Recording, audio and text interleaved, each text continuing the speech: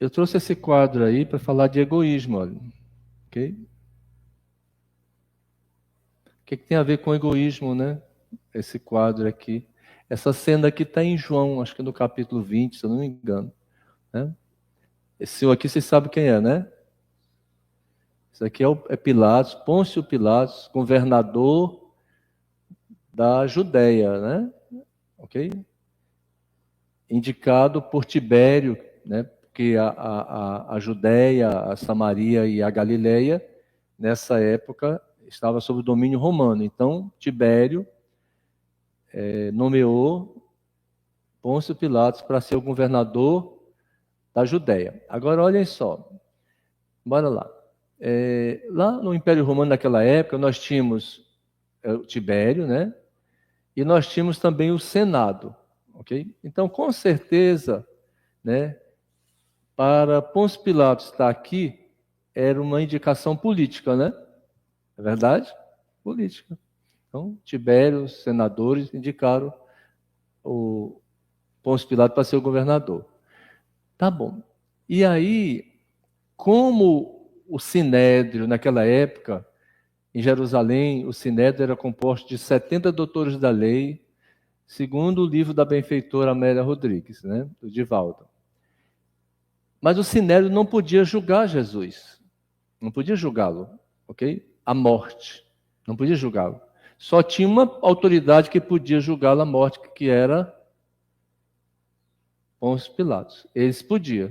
O Sinédrio não podia, os doutores da lei não podiam julgá-lo, tá certo? Por isso que ele foi trazido até o governador, né, da Judéia, no caso ele, ok, representante de César, para fazer o julgamento de Jesus. Tudo bem? Tá bom. Todo mundo sabia, e ele também sabia, que ele não tinha nenhuma culpa. Ele não era culpado de nada. Era um homem justo, era um homem bom, procurava fazer o bem, ok? E estava ali preso, ele também sabia por uma questão, estava preso ali por uma questão religiosa. Qual era o crime dele mesmo? Amar. Dizer que tanto o servo como o Senhor deviam amar uns aos outros. E isso aqui incomodava. Incomodou, né? Ao Sinédrio, incomodou o alinhamento religioso. Mas incomodou por interpretação negativa e errada, né, dos doutores da lei. Porque uma vez falei para vocês aqui que lá no Deuteronômio e no Levítico, amar a Deus sobre todas as coisas e o próximo como a ti mesmo. Então, ok? Já existia essa informação, ok? Lá no Deuteronômio e no Levítico, amar, amar, amar, amar. Só que a interpretação, né, da religião, muitas vezes, as pessoas fazem dentro do seu crivo pessoal. Mas lá estava escrito, né? Então, por conta dele vir fazer o quê? A prática, né? A prática, porque Moisés, a gente sabe hoje, que era um enviado de Jesus. Jesus é o governador da terra, né? E ele mandou todos os profetas, ok? Então, ele já havia, né, vamos dizer assim, orientado, né, Moisés, no mundo espiritual, a colocar lá no Deuteronômio e no Levítico que a lei maior é amar a Deus e amar o próximo. E ele fez o quê? Ele fez a prática dessa lei, a prática do amor. E ele estava sendo julgado por isso. Por isso. Por quê? Porque ele pregava que todas as pessoas deveriam se amar umas às outras. E por isso ele estava aí. Diante dele. Por quê, né? Por que ele foi preso? Vocês sabem por que ele foi preso? Qual foi o que aconteceu para conseguirem prendê-lo? Para conseguir prendê-lo, como ele não tinha nada, né? Se valeu de quê? Se valeu da fragilidade, da insegurança de um discípulo. Não foi? A fragilidade e a insegurança de um discípulo, ok? Você sabe qual foi a proposta que foi feita para o discípulo que, vamos dizer assim, vacilou? Qual foi a proposta? Ele está aqui, ó. A proposta foi a seguinte, né? Mas aí é o finalmente. A proposta foi a seguinte, olha. Quando ele entrou em Jerusalém, tá certo? Ok? Depois de 3 anos, né? A multidão aplaudiu, colocou flores para ele passar, não foi assim?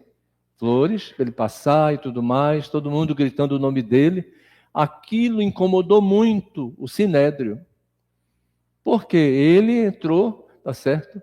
E o povo todo aclamou, botou flores, que é o chamado Domingo de Ramos, se eu não me engano, nossos irmãos católicos colocam Domingo de Ramos, né? Coloca flores, quando chega, tá bom. Então, o que aconteceu nesse processo? Isso incomodou politicamente o Sinédrio. Aí o Sinédrio, tá certo? Chamou, em particular, o discípulo dele, Judas, né? Ok? E o que ele disse lá para Judas? Você viu o seu mestre, simplório, o pessoal dando adeus, ele lá quieto, num jumento, nem para vir num camelo, tá certo? Dá mais, né? Okay? Ele não vai, esse movimento grande que você viu que está acontecendo, ele não vai ter condições de movimentar, vai precisar de alguém mais equilibrado, mais forte, e aqui está o dinheiro para você dar o pontapé inicial para esse movimento, ok? E ele, naquele tempo, eles gostavam de dinheiro, entendeu? Entendeu? Então eles gostavam de dinheiro e eles, entendeu? Pegou logo as moedas lá, tá certo? Okay? Aí assinou, né, a sentença, né, que Jesus era um falso Messias. E aí foi por conta disso que ele foi preso. Okay? Tá bom, mas aí o Sinédrio sabia, os doutores da lei sabiam, que esse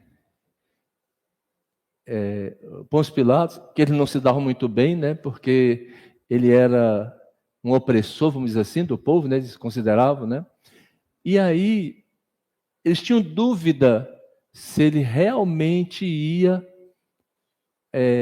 condenar Jesus, ok? Eles tinham dúvida. O que eles fizeram para tirar todas as dúvidas? O que eles fizeram? Eles pegaram, jogaram no WhatsApp da época que Jesus era o rei dos judeus, ok? O WhatsApp daquela época era assim, gente, eles pegavam, era a claque, a claque, né? Todo mundo conhece a claque, né? A claque, os políticos geralmente têm uma claque, né? Que é o pessoal que vai na frente, que bate palma e tudo mais, né? Então, eles pegaram a claque deles e jogaram no meio da multidão e disseram o quê? Que Jesus era o rei dos judeus, ok? Quem era o rei dos judeus na época? Não. Quem era o rei dos judeus? Tibério, que era o César, ok? Então, a Judéia estava sob o domínio, então o rei lá da Palestina, lá da Judéia, era César. Então, quando eles jogaram na multidão que ele era o rei dos judeus, a claque dele veio, ele entrou no palácio e disse, melhor, o povo todo está dizendo que o rei dos judeus é Jesus. E aí aí a coisa começou a pegar, né? Tá bom, mas aí o que tem a ver com egoísmo, tá? Vamos ver o que tem a ver com egoísmo aqui, tudo bem? Porque uma personalidade, essa personalidade do Pilatos, o que é a característica dele? A característica dele é valorizar os interesses pessoais em detrimento ao bem comum, entendeu? Bem comum. Então, o que o benfeitor Emmanuel diz, né, sobre isso? Né? Porque ele fala lá no capítulo 11 sobre essa questão. Então, o que ele fala? Eu vou colocar aqui para vocês. Aonde é que vem a questão do egoísmo? Interesses pessoais em detrimento aos interesses coletivos. Né? Ele fala aqui, ó. Jesus vos deu o exemplo da caridade e Pôncio Pilatos do egoísmo. Pois quando o primeiro, Jesus, né, o justo, vai percorrer as santas estações do seu martírio, o outro lava as mãos, dizendo: que me importa? Animou-se a dizer aos judeus: este homem é justo, por que o quereis crucificar?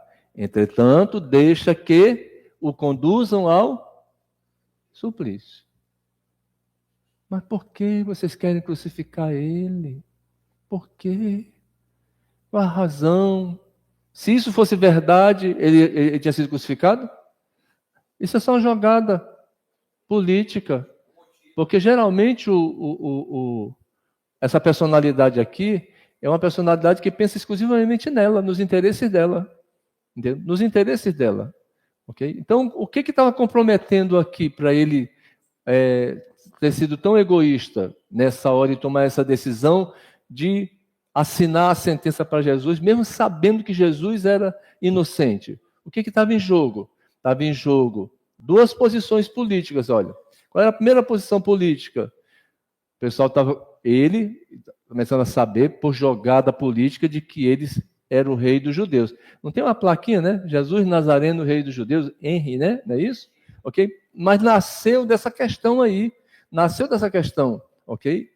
Para vamos dizer assim, deixá-lo sem condições de Pilatos, vamos dizer assim, defendê-lo, né? Porque tinha a posição política de que ele era o rei dos judeus e quem era o rei era César, então ele tinha que tomar uma decisão contrária. Que mais? Os sacerdotes, o povo, né? Ok? Dando uma pressão em cima dele. E frágil, pela sua fragilidade emocional, pelos seus medos, ele lavou as mãos e deixou uma pessoa justa, boa, que nunca fez mal, a ser condenado, pois a decisão estava nas mãos dele. E ele lavou as mãos. Entendeu o egoísmo? O sentido do egoísmo? O egoísmo, a pessoa só pensa nos seus interesses pessoais. Ela não pensa no interesse comum. Mas por que ela faz isso, Assis? Por que ela pensa só nos seus interesses pessoais, não quer nem saber do outro? Aí eu tentei colocar aqui, tá certo? Para vocês, para a gente pensar, isso aqui, ó. A personalidade Pilatos, porque uma personalidade Pilatos é uma estrutura emocional que às vezes está dentro da gente. Às vezes a gente não vê a necessidade do outro, só vê a nossa, né? A personalidade Pilatos prevalece exclusivamente os interesses pessoais em detrimento do bem comum, o bem de todos. Por conta da insegurança emocional dele, inseguro, dos medos que ele carrega, ok? Tudo bem? O qual procura compensar na atitude de poder a fim de preencher seus medos e vazios existenciais. Então, muitas vezes a pessoa insegura, ok? Cheia de vazios existenciais, ele é inseguro e por conta disso preenche no poder, tá certo? Os seus vazios e os seus medos. Então essa é a gênese do egoísmo que está dentro muitas vezes de cada um de nós, quando a gente não consegue pensar no bem dos outros e só pensa no seu bem.